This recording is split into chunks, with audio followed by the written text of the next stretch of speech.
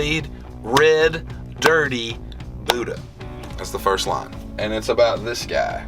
That line's about this guy.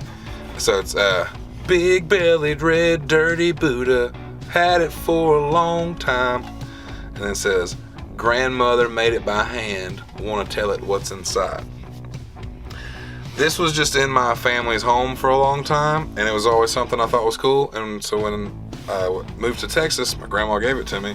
I had no idea that her mom made it. I was walking in, I was moving into this new house. I was holding it by the foot, and I was just kind of walking in. It was just a piece of decor I've always had. And it literally says, to Kathy from Velma. It was to my grandmother from her mother. And so I knew she made stuff like this, but I just didn't think this was one of them. And I didn't think that they were like, any of them were around anymore.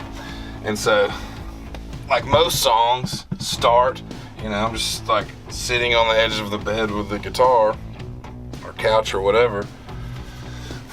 Don't go, I'm vibing. And I look at it and I just start kind of like describing it, like that first line. And then I started basically acting like, rubbed it as if it were an 8-ball, like magic 8-ball, and like I want to tell it what's inside. I want it to give me answers kind of, because it's like made from my great grandmother's hands, and it lived with my grandmother and it lived in my house for so long that and the fact that it's a Buddha, and it's just like it kind of acts like it's going to have answers, but it's always just silent. Anyway, like using that to start a song, made me think like, well, I can use like with the imagery of this Buddha and stuff, I can maybe like talk about lives and maybe, the idea of like reincarnation and stuff like that. And so anyway, in a nutshell, it's supposed to mean whatever you want it to mean, but that's where it started, was a big